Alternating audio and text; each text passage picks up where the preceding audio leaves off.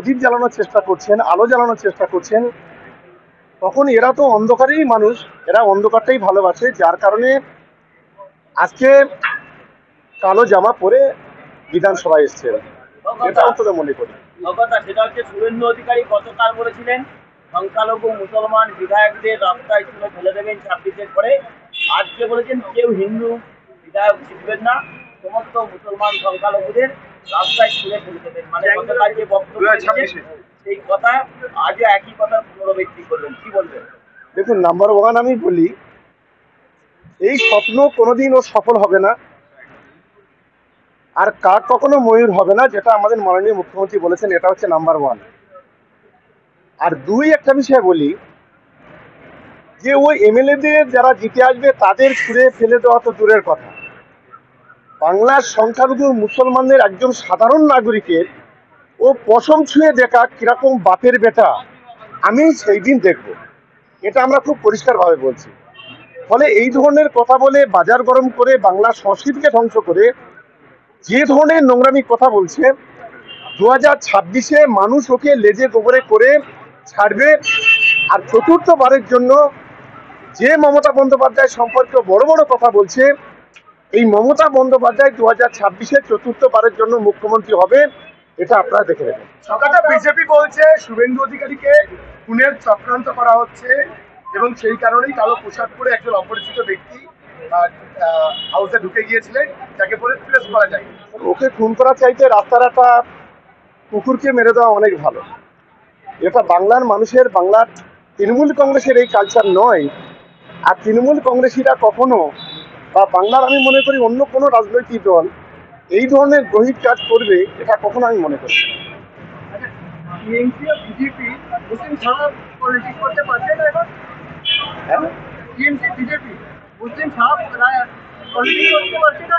দেখুন না, 2021 সালের রেজাল্টটা দেখুন, 2024 সালের রেজাল্টটা দেখুন, কিভাবে লেজে গোবরে করে দিয়েছে বাংলার মানুষ। বাংলার সংস্কৃতি হলো হিন্দু, মুসলমান, খ্রিস্টান, আদিবাসী, পার্সি, জৈন, যত সম্প্রদায়ের মানুষ হলো আছে, তারা সবাই ঐক্য, সকলে একটা সম্প্রীতি আছে। ওই শুভেন্দু কি বললো আর কে কি বললো, এতে বাংলার মানুষের কিছু আসে না যায় না। দল AIMIM তারা বলছে রাজ্যের সবকটা আসনে প্রতিদ্বন্দ্বিতা করবে। আপনাদের বিরোধী রাজনৈতিক দল তারা বলছে আপনাদের সংখ্যালঘু ভোট ব্যাংকে ফাটল ধরাবে AIMIM। দেখুন, একটা কথা বলি, বাংলার সংখ্যালঘুদের যদি পাশে কেউ থাকে, সেটা দিদি আছে, মমতা বন্দ্যোপাধ্যায় আছে।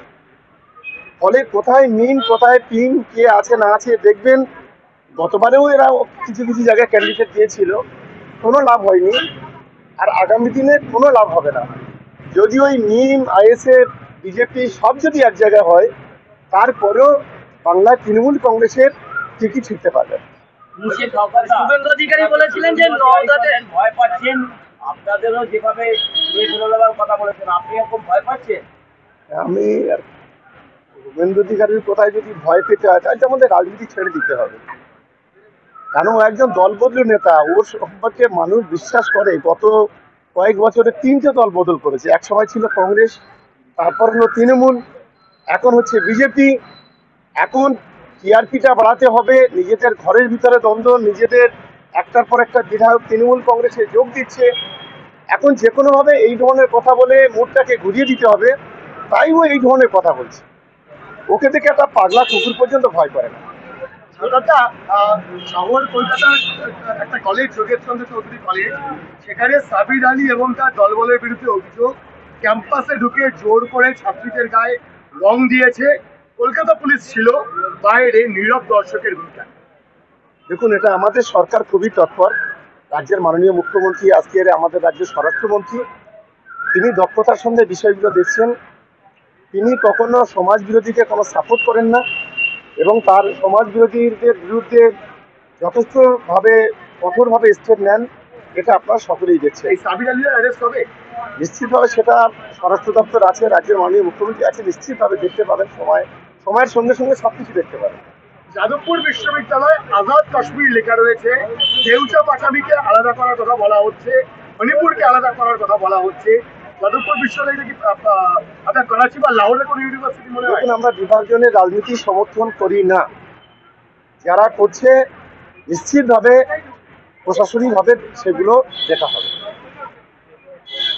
প্রশাসন দেখবে নিশ্চিতভাবে কারা এর সঙ্গে জড়িত, নিশ্চিতভাবে সেটা প্রশাসন দেখবে। খবর সম্প্রচারের ৭৫ ঘন্টা পেরিয়ে গেছে, এখনো মোচা হয়নি। পুলিশ সুমোটো করেছে তার ২৪ ঘন্টা পর, এখনো অব্দি কেউ অ্যারেস্ট হয়নি। ভারতের বুকে বসে, কলকাতার বুকে বসে দেশ বিরোধী কথা বলে যাবে। দেখুন, আমাদের সরকার, আমি ফের বলছি, খুবই তৎপর। যে রাজ্যের মুখ্যমন্ত্রীর নাম মমতা বন্দ্যোপাধ্যায়, স্বরাষ্ট্রমন্ত্রীর নাম মমতা বন্দ্যোপাধ্যায়, একটু সময় লাগবে। সবকিছু আপনারা দেখুন কিভাবে সব বিষয় কঠোরভাবে নিশ্চিত এই স্টেপ নেবেন।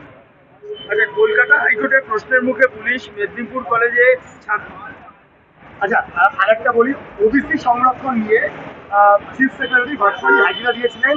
তার যুক্তি, হাইকোর্টের অর্ডারে ওবিসি এ ওবিসি বি কোনভাবে ভাগ হবে সেটা উনি বুঝতে পারেননি। এটা আমাদের দল এবং আমাদের সরকার এর আগে পরিষ্কার ক্লিয়ার করে দিয়েছে, ওই বিষয়ে আমি কোনো মন্তব্য করছি না।